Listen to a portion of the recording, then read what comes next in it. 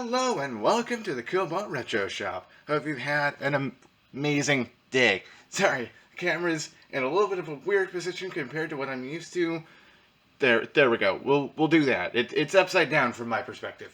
Today we are going to be taking a look at this NES. This is a 4-parts unit I got off of eBay. We're going to be fixing it up, cleaning it, and slapping up on the new eBay store. Right off the bat, though, I don't have a good feeling about this unit. Why? I did not take out those screws. Yeah, I took it out of its package, and then immediately noticed that the top shell wasn't actually screwed in. I'm gonna have to look through the package to see if there's any screws. And there is not. Okay, well, I mean, I can't be too mad as this was a 4-parts unit, but at the same time, ouch. It doesn't seem to have the screws on. It probably shouldn't do that, but it doesn't have the screws on for the outer case, but it looks like the things are working for the outer case. So it doesn't look like it had the screws for the top part, but at least the board is staying in place. That's something. I don't know. Alright, I'm actually going to go ahead and start testing this. So yeah, I know testing a dirty NES like this, like, you could probably see it's a bit gross. There's dust bunnies falling out of this thing as I was taking this thing apart briefly, but I mean, all said and done, I mean, yeah, it's gross, but it's not that bad. At least it's not as bad as the CRT I rejuvenated a couple months ago. Not rejuvenated, restored. Gotta make that distinction there. Because rejuvenation is technically a different thing. So I've got my copy of Top Gun here. We're just going to go ahead and slap this in the NES real quick. Power, audio, and video is all connected. It should be going through composite. Let me just aim this at the TV real quick. If things are going to show up properly, it's going to be now. Glad I got this small TV for testing things. It's very convenient. Okay, I've got a red blinking light. That could just be an indicator of dirty pins. It's picking up something, but it's still red blinking light. Yep, Tetris is still red lighting.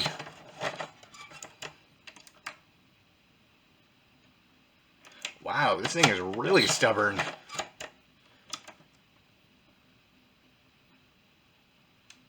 I mean, you can tell that my TV's picking up some kind of signal. If I were doing this testing on a standard CRT, you'd be able to see a little bit of a picture as the NES is trying to initialize with the lockout chip, but because of how modern TVs work, you don't see that. Yep, that's not working correctly. Not a surprise. Alright, I've got my screwdriver set and my isopropyl here. I should be able to start diving into this console a little bit deeper.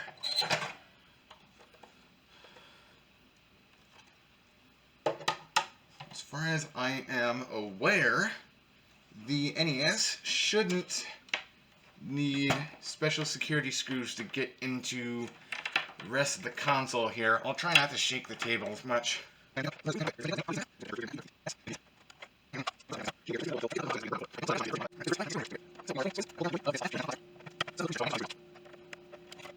Smoker smell! Okay, great. Yeah, that's going to be fantastic to deal with. Oh, man.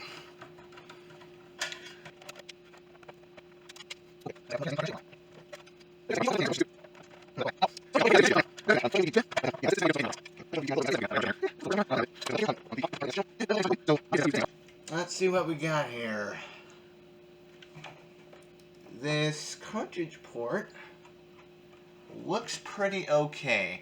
It's probably going to be a little difficult to see on camera here, but I do see a little bit of wear on the contact pins up here. That's alright, that's fairly typical of a system of this vintage. I actually found an 8-year-old video from Jerry Rig Everything, from all YouTubers, that is an excellent teardown guide and shows exactly what should be going on here.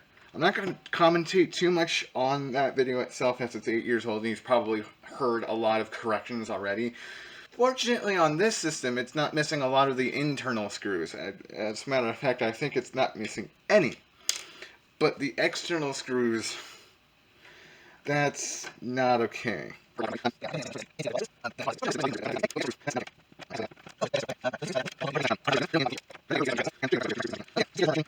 That's something I learned a long time ago, but I apparently still need a little bit of practice. It's very easy to cut yourself on old electronics, especially if there's a lot of jagged shielding around like this.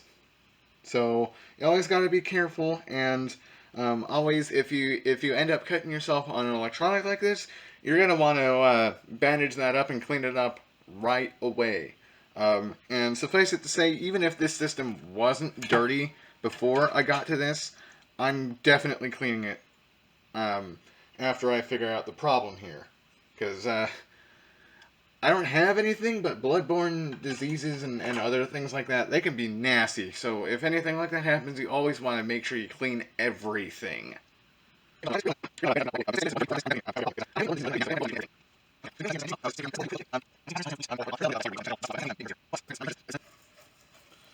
I'm not going to use a whole lot of pressure here. I just want to dislodge the dirt and sanitize this board.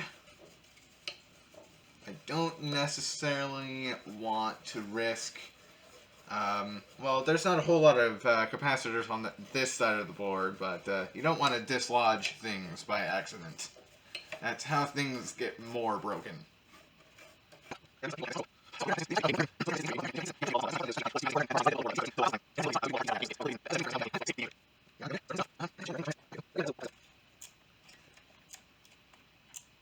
Okay.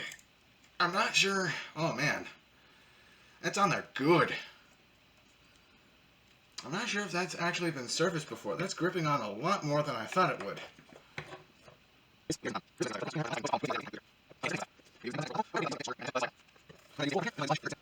This makes this whole thing a major pain.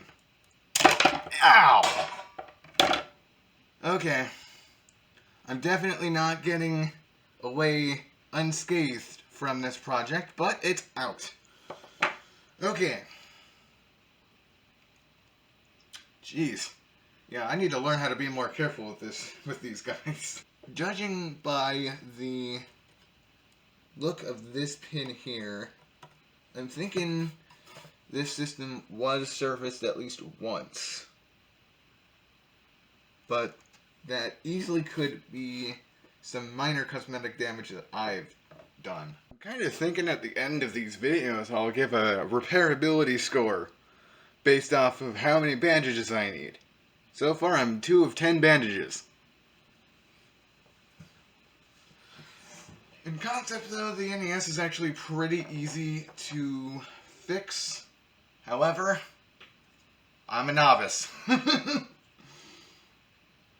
This is the bottom part of the slot, which connects to this board, and then this part, this top part here, connects to the cartridges. So what I need to do at this point is to make sure that all of these pins are making proper contact, and then I'm going to scrub them to make sure that they're not dirty.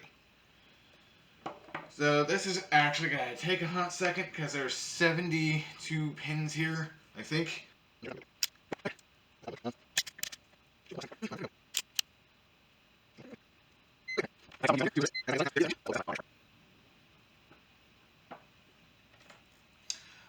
have the correct leads to fully test it, but based off of my current results with about half of that thing, I think this cartridge bracket is actually good.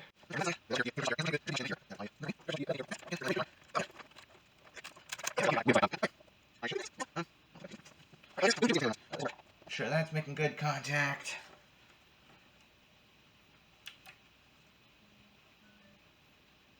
And it's still blinking. It's obviously trying to put out a signal, but it's not actually doing anything. Oh, hey, we got a different response. Got a gray screen.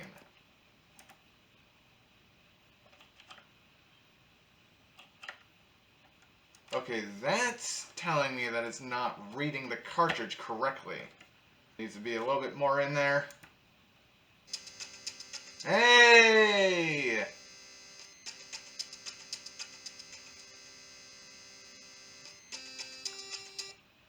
Oh. Needs a certain amount of pressure on there, I guess.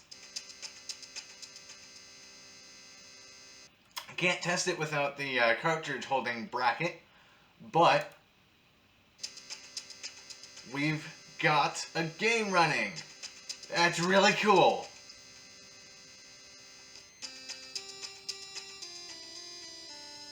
Friggin' love this song.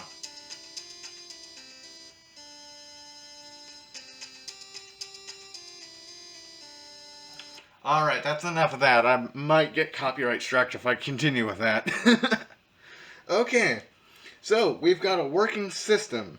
Yeah, cool. Alright, I'm going to take the rest of this out. I'm going to deep clean the rest of the system, and we'll put it back together as soon as I can get my hands on some of the outer screws.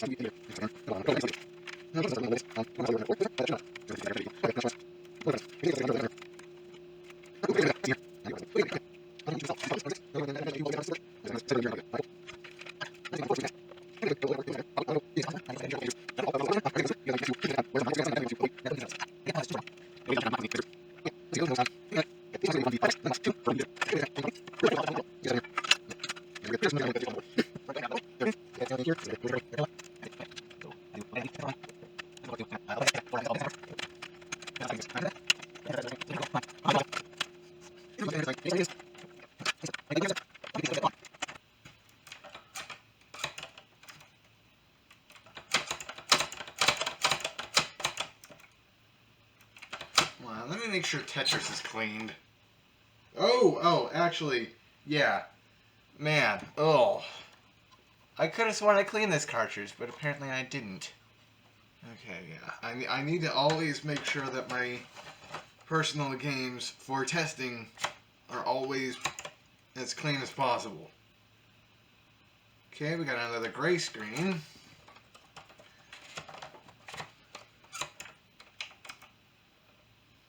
And we got Tetris. Kind of. Maybe? Well, the game's running.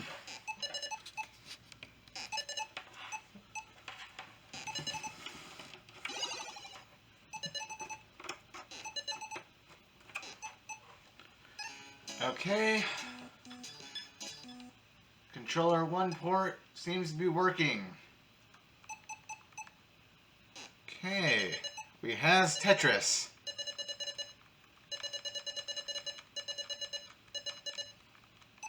B button is occasionally not responding, which actually just might be a problem with this controller.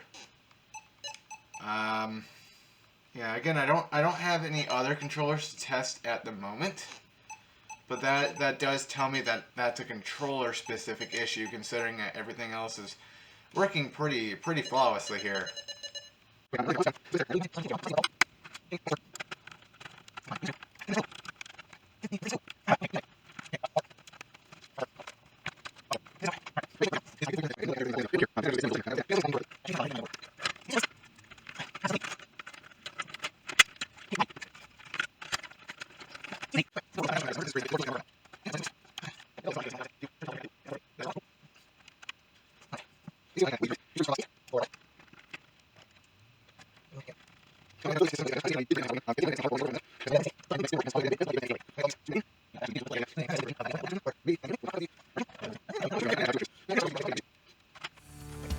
And I'm going to call it here for today's video.